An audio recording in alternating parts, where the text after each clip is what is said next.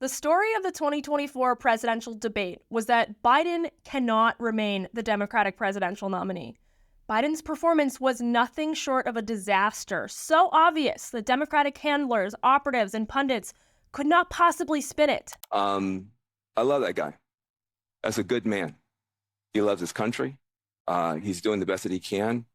But he had a test to meet tonight to restore confidence of the country and of the base, and he failed to do that. Democrats had no choice but to admit it. Some have already thrown him under the bus. The party is unwell. There's a full-on panic about this performance.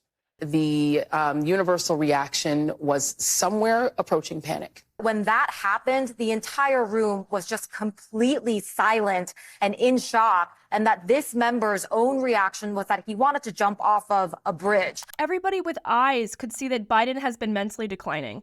But Democrats gaslit those people, called them ageist, and dismissed their concerns that he could not govern, let alone make it through a speech without freezing or sputtering.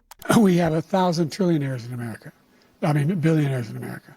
Here was the opening salvo of Biden's live self-destruction. We got to take a look at what I was left when I became president and what Mr. Trump left me. We had an economy that was in free fall. The pandemic was so badly handled. Many people were dying. All he said was, it's not that serious. Just inject a little bleach into your arm. This was after 6 days of rehearsing and prepping at Camp David. Weak, feeble, can barely get out a sentence. As soon as Biden's team figured out that their man was going full-blown geriatric, they rushed into damage control. Biden's sources started telling every media outlet that the president has a cold. Why did nobody bother to mention this before the debate? For half his presidency, Biden has been jumbling words and pausing for an uncomfortably long time while speaking. But this time, it's because he has a cold? Despite a microphone rule that he couldn't interrupt Biden with devastating digs. Because you'd be in jail. Trump got this one in. The total initiative relative to what we're going to do with more Border Patrol and more asylum officers. President Trump? I really don't know what he said at the end of that sentence. I don't think he knows what he said either. And this. Eligible for what I've been able to do with the the COVID. With dealing with everything we have to do with. Look, if we finally beat Medicare. Thank you, President Biden. President Trump? Well, he's right. He did beat Medicare. He beat it to death, and he's destroying Medicare. Some Democrats are still coping with the catastrophe. A post-debate MSNBC panel suggested that Biden flopped because he was on the right-hand side of the stage. I think putting him on the right, I still will maintain, I know it seems such a small thing, I think was the wrong decision. If you had the first coin flip, you should have put him on the left so he would have looked like he was looking at Trump instead of looking out, into the distance. Biden's actions after the debate, well, put the nail in the coffin.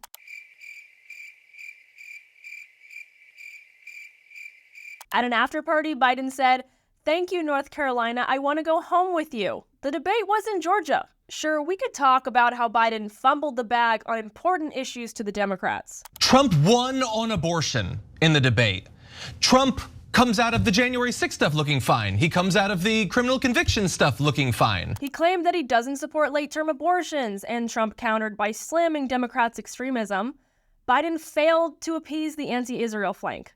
He accidentally used the phrase illegal aliens, which Democrats hate, but none of this seems to matter anymore. Now we're talking about who will replace Biden. My money is on California Governor Gavin Newsom.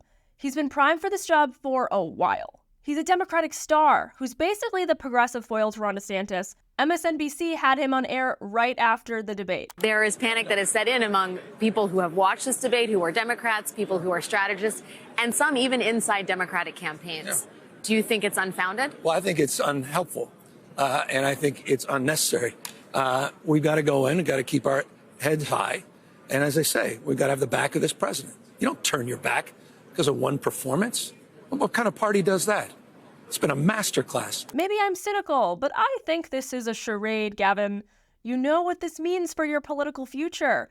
You were in the spin room after the debate when reporters were asking if you're the Biden replacement. Newsom defended Biden in a really nice way. This president has delivered. We need to deliver for him at this moment. With all due respect, the more time we start having these conversations, go down these rabbit holes, it's unhelpful to our democracy, our fate and future of this country, the world. They need us right now to step up, and that's exactly what I intend to do. I will say Biden is a stubborn old man with all but diagnosed dementia. He may not give up power easily. He has to agree to step aside, and we don't know if that will happen. And I think when people say it won't happen, it's because they think Joe Biden would never do it for the reasons Joy already articulated. He's the only person who beat Trump. And he believes, and he has some reason to believe this, that he's the only one who can. There's also the bad optics for Democrats of skipping over Kamala Harris, a black woman.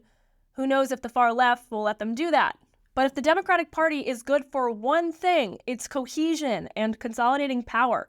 Still, the speed at which the Democratic apparatus and media ditched Biden is curious. Many Democratic voters are probably shocked at what they saw because the media lied to them, said Biden's age was not an issue, that age is just a number. 4 more years. But Joe Biden's going to be fine. So that is not going to come to fruition. Now we know why Democrats obstructed Republicans from getting the audio tapes from Robert Hur's interview with Biden. Remember, Hur's report said Biden was a sympathetic, well-meaning elderly man with a poor memory. Democrats went berserk over this and called it partisan electioneering.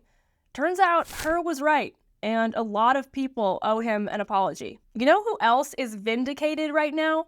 Our Samantha Lehman. She argued last week that Biden met all the criteria for dementia. Check out her video here.